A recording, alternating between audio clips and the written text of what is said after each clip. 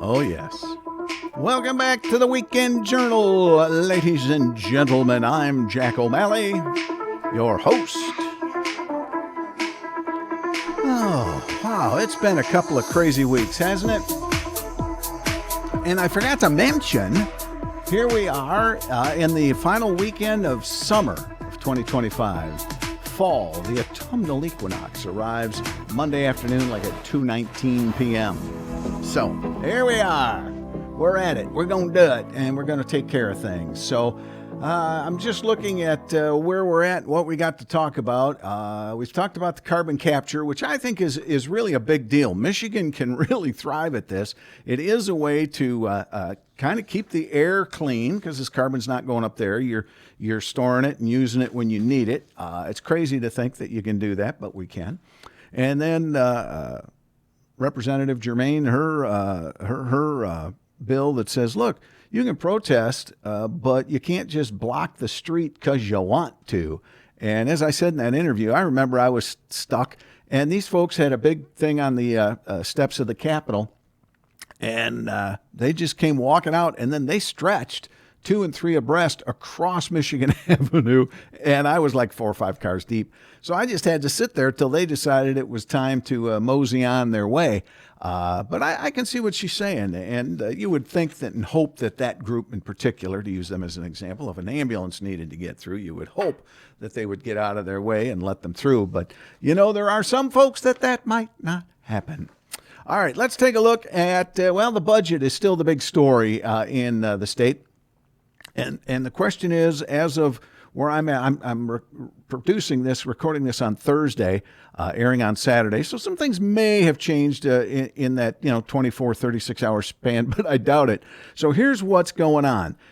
Senate Leader Winnie Brinks is basically saying, hey, the Republicans, the House, they keep moving things on us. We get them to put pen to paper, and they say, oh, no, wait. That's what they say.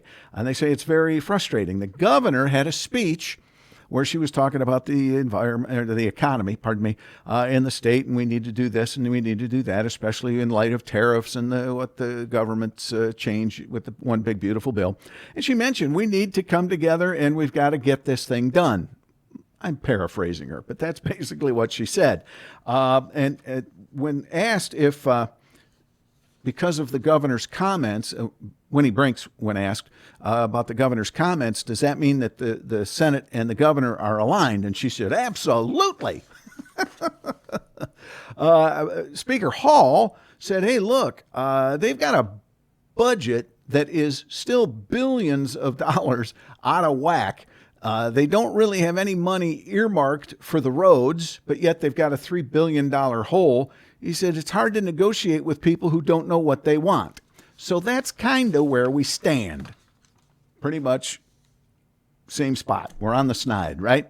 So I've done a little asking. I've called around. I said, hey, where are we at? What do you think? Now, granted, this is all folks that are close. It's not, the players themselves. But one of the things that I've really taken away from this is the Senate, and maybe even the governor, but the Senate specifically, came into this business as usual. And what I mean by that is I think we've watched historically the House and the Senate, even when it was all Republican, all right? And we even had a Republican governor. Basically, the way they look at it is, okay, our budget is, X billions of dollars.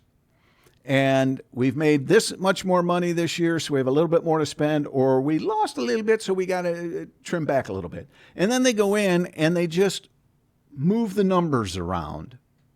I'm not saying that they did anything wrong. I'm just saying that's kind of the way I see how they've done things, right? That's business as usual. This year, Speaker Hall and Appropriations Chair Representative Ann Boleyn said, you know what? Let's take a hard dive into this. And they went line by line through the budget. And they said, what's this here? Why are you spending money here? And that was a whole new approach, truly. And I think the Democrats in the Senate who are used to it's business as usual. We all throw it out there and then we sit around a table and, and figure it out. That's not how the Republicans wanted to do it. And the governor, who I think is actually still more aligned with the Republicans, is like, I don't want to give the Republicans every cut they want, but I need that $3 billion for roads because that's her legacy, right? And a few other things. I think Whitmer wants to get things done. I think the Senate, from what I've heard from people, is the Senate kind of went in there not paying attention, and now they're kind of sputtering. So what I've heard is that confidence is still high. The budget is still being negotiated by staffers, right? They don't agree to this or that, but they talk about it and say what's an acceptable area, and then they go back to their leadership and discuss it. So progress is still being made. And I asked a couple of folks that maybe were a little closer to the top than others. They're still confident that we can get a budget done. And even if we can't by the deadline of October 1st, there could be an extension, some type of funding mechanism to keep essential services and things not a full budget, not like the Washington folks who give an extended. They could, but it's not likely that Michigan will have that extended budget to go 30 days. But there could be something similar to that in the state. So, and schools, as I understand it, we hear a lot about schools, and I get it. I'm not saying that they're wrong, but they're actually have got another payment coming through October 20th. So they're not broke until October 20th. I'm sure there's some superintendent out there that'd argue with me, but there's some truth to that. The other part of the budget thing that I think is actually quite funny is because now we are close and there is discussion of a shutdown. The Democrat department heads, when a Republican's in charge, all the department heads are Republicans. All the Democratic department heads, from Natural Resources to Health and Human Services to Eagle to MDOT, they're all coming out saying, we are going to burn in hell if we don't get a budget. So they are testifying and putting out press releases about how hell and damnation is coming our way if we don't get a budget. So I just find that kind of interesting. Oh, and the FTEs that I've been hearing about, I've been asking about that. So one of the gripes is that these FTEs, it looks as if the departments take these FTEs and maybe, fudge the money here or there. But one of the things that I had an approach chair say to me is, look, part of the problem is technically it's, on one hand, it's not wrong what they're doing because maybe they are funding something good, but it should be in the budget. The legislature should know about it. It should not just be a bureaucrat saying, well, we got this little extra money here. We can do this. So what they're saying is, look, don't put it in FTEs. If you need money for this, tell us. And if we agree, we can put it into the budget. So I think that's another part of that. It's just a strict parent coming to the child and saying, no, you've got to do it this way. Oh, Mom, Dad. So, there's still room. And I think the Speaker Hall and Rep. Chair Boleyn are doing a good job. Potential shutdown. Yeah, here's another thing. It'll close parks, shutter education programs. Total devastation. The state budget office it says we've begun contingency plans, which I believe the governor and both chambers of the legislature have done too. You need to. You have to. You got to be prepared for it. So, again, is it a thing you want, a shutdown? No, but I don't think it will be the total. Because I don't think it's going to go months and months and months, right? But, it's not a good thing, but it won't be the disaster that I think they want people to say. Now, the government workers and whatnot that might be involved and whatnot, and again, the schools have until October 20th for money coming in. So, yeah, we'll see. I'm not going to worry about it too much. I'm going to say, okay, you think you can get it done by October 1? Let's do it. Thought here. We're already into election season, all right? Democrats are hitting vulnerable Republicans on the budget issues that they're saying. They're going after Carl Bonack, Nancy DeBoer, Steve Frisbee, Riley Linting, Ron Robinson, Kathy Schmaltz, Jamie Thompson, Mark Tisdale. They are throwing you under the bus. They are doing this. So it's kind of interesting. The only question is, okay, you do it now, but let's say the budget gets passed and there's really nothing happening, nothing to see here. Will this really hold any water come election season? Let's speak of election season. There has been discussion because of all the election changes, primarily early voting, right? What happens is our primaries are in early August, 3rd, 4th, something like that. And then you got to get it all done by November. You got to get the ballots printed. You got to do this. You got to do that. But early voting says the ballots have to be ready even earlier. So many clerks are saying, can we change this? Give us more time between primary and election day. So the Senate and the House are both working on legislation, sort of in agreement, that would move the state's August primary to May. That would change a lot of things. Now there is basically 3 extra months of campaign for the general election, right? And it would change some things. And it's been discussed now for years, but it's really getting looked at now. So don't be surprised if that happens here. And Rachel Schmidt, who is the House Election Integrity Chairwoman, says they hope to have some legislation on that in a couple weeks. And on the Senate side of things, Floor Leader Sam Singh said pretty much the same thing. We hope to have something out soon. So we'll see. Let's talk a little bit about civil discourse. Again, last week we talked about the Charlie Kirk situation and Jimmy Kimmel. People, it's free speech. He should be able to say whatever he wants. Well, actually not. There is free speech, but when you're in a position like him and we work for somebody else. And if I say something that is totally egregious and terrible, my boss could come in here and say, Jack, you're fired. And I could say, well, it's free speech. No, it isn't. When your employer is involved and that sort of thing. And he's a high-profile guy, right? So, and one of the things about Jimmy Kimmel that drove me nuts is basically when the COVID hit and everything, he basically said, him and Colbert, they basically said, I don't care about half my audience. And, I always say Jimmy Kimmel once was funny. But anyway, back to this. 2 lawmakers have been getting hit because of, they say, an out-of-context photo. Last week when all of this happened, Republican Rep. Bradley Slaw led the House chamber in prayer in remembrance of Charlie and his family and that sort of thing. And the picture shows these 2 Dem reps sitting at their desk. Well, I guess some conservative social media people, hey, these 2 didn't stand there, dirt bags. Wrong, people. Don't take things out of context. Here's what they say happened, and it is plausible. So basically, Rep. Slaw said, I'd just like to ask for a word of prayer for family, for health, that kind of thing. Then he said, bow your head with me.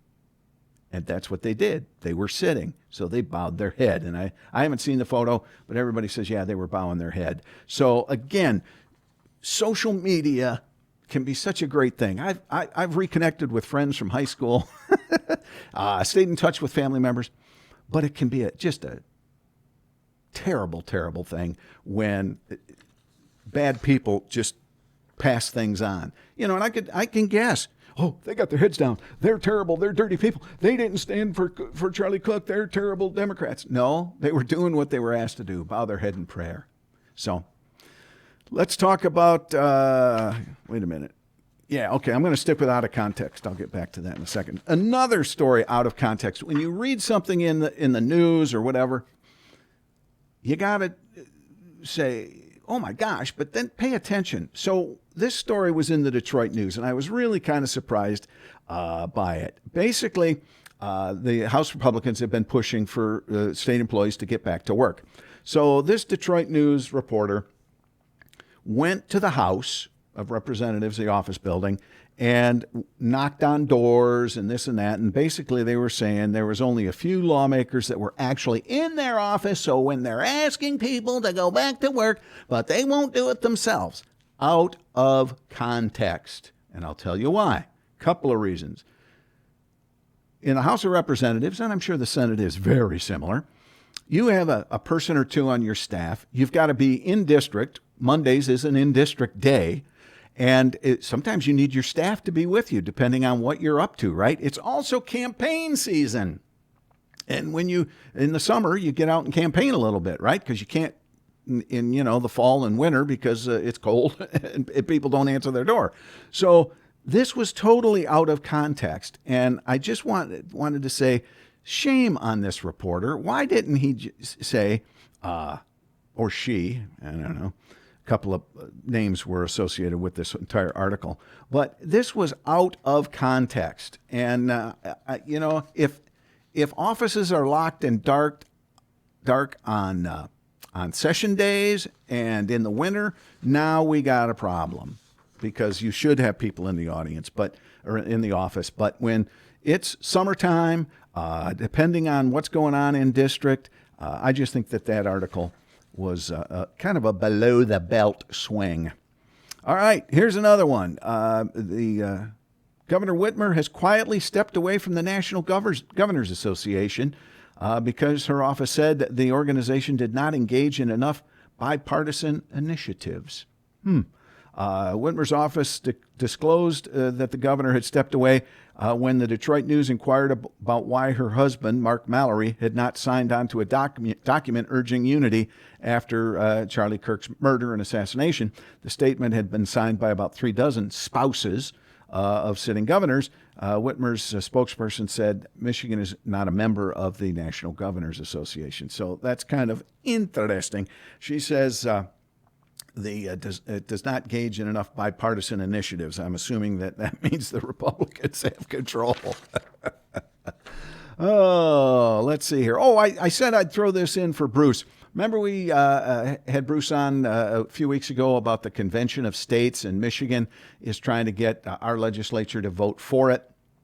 They're a few votes away.